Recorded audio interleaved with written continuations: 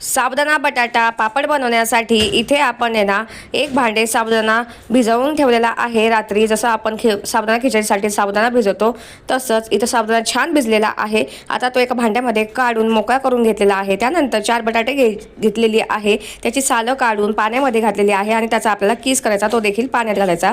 2 ते 3 पाण्याने किस स्वच्छ धुवून घ्यायचा आणि परत पाण्यात घालून ठेवायचा।